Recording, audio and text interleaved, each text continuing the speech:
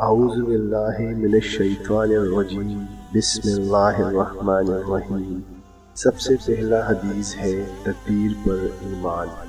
نبی کریم صلی اللہ علیہ وآلہ وسلم نے ارشاد فرمایا، تم میں کوئی شخص مومن نہ ہوگا جب تک کہ تدبیر پر ایمان نہ لائے، اس کی بھلائی پر بھی اور اس کی برائی پر بھی، یہاں تک کہ یہ یقین کر لے کہ جو بات واقع ہونے والی تھی وہ اس سے بننے والی نہ تھی، اور جو بات اس سے بننے والی تھی وہ اس پر واقع ہونے والی نہ تھی۔ حضرت ابن عباس رضی اللہ تعالیٰ عنہ کی نصیحت۔ نبی کریم صلی اللہ علیہ وآلہ وسلم نے ارشاد فرمایا، ابن عباس رضی اللہ تعالیٰ عنہ سے روایت ہے کہ میں نبی کریم صلی اللہ علیہ وآلہ وسلم کے پیچھے تھا، اے لڑکے، میں تجھ کو چند باتیں بتلاتا ہوں، اللہ تعالیٰ کا خیال رکھ، وہ تیری حفاظت فرمائے گا۔ اللہ تعالیٰ کا خیال رکھ تو اس کو اپنے سامنے یعنی قریب پائے گا۔ جب تجھ کو کچھ مانگنا ہو تو اللہ تعالیٰ سے مانگ، اور جب تجھ کو مدد چاہنا ہو تو اللہ تعالیٰ سے مدد چاہ، اور یہ یقین کر لے کہ تمام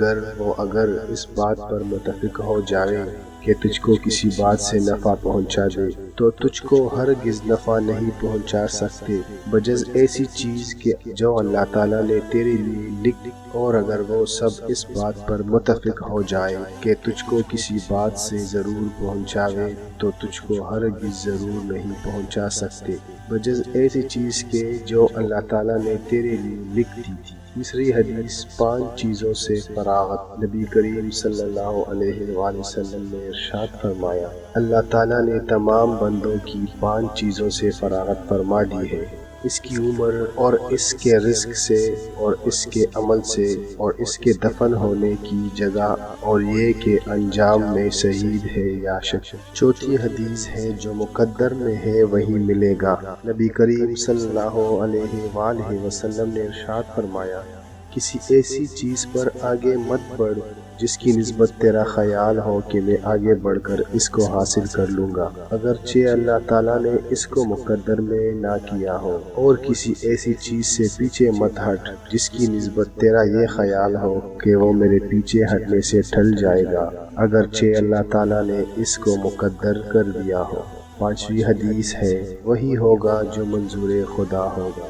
نبی کریم صلی اللہ علیہ وآلہ وسلم نے ارشاد فرمایا، اپنے نفع کی چیز کو کوشش سے حاصل کرو اور اللہ سے مدد چاہ اور ہمت مت ہار، اور اگر تجھ پر کوئی واقع پڑ جائے تو یوں مت کہہ کہ اگر میں یوں کرتا تو ایسا ایسا ہو جاتا، لیکن ایسے وقت میں یوں کہہ کہ اللہ تعالیٰ نے یہی مقدر فرمایا تھا، اور جو اس کو منظور ہوا اس نے وہی کیا۔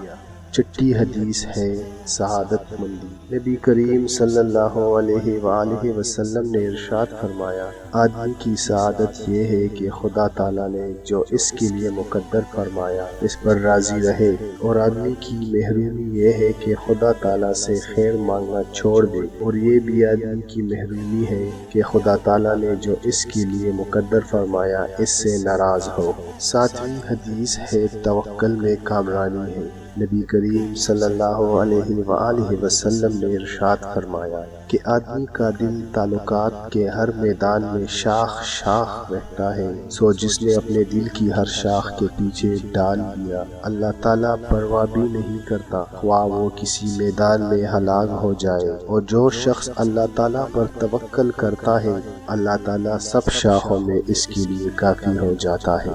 8ویں حدیث ہے، اللہ تعالیٰ کے ہو کے رہو۔ نبی کریم صلی اللہ علیہ وآلہ وسلم نے ارشاد فرمایا، جو شخص اپنے دل سے اللہ تعالیٰ ہی کا ہو رہے اللہ تعالیٰ اس کی سب ذمہ داریوں کی کفایت فرماتا ہے، اور اس کو ایسی جگہ سے رزق دیتا ہے کہ اس کا گمان بھی نہیں ہوتا، اور جو شخص دنیا کا ہو رہے اللہ تعالیٰ اس کو دنیا ہی کے حوالے کر دیتا ہے۔ 9واں حدیث، تدبیر و توکل۔ نبی کریم صلی اللہ علیہ وآلہ وسلم کا ارشاد ہے کہ اونٹ کو باندھ کر توکل کر، فائدہ یعنی توکل میں تدبیر کی ممانعت نہیں، ہاتھ سے تدبیر کرے، دل سے اللہ پر توکل کرے اور اس تدبیر پر بھروسہ نہ کرے۔ 10واں حدیث ہے، دوا علاج۔ نبی کریم صلی اللہ علیہ وآلہ وسلم نے ارشاد فرمایا، ابو خزامہ رضی اللہ تعالیٰ عنہ سے روایت ہے کہ رسول اللہ صلی اللہ علیہ وآلہ وسلم سے پوچھا گیا کہ دوا اور جہاز پور کیا تقدیر کو ٹال دیتی ہے؟ آپ نے فرمایا، یہ بھی تقدیر ہی میں داخل ہے۔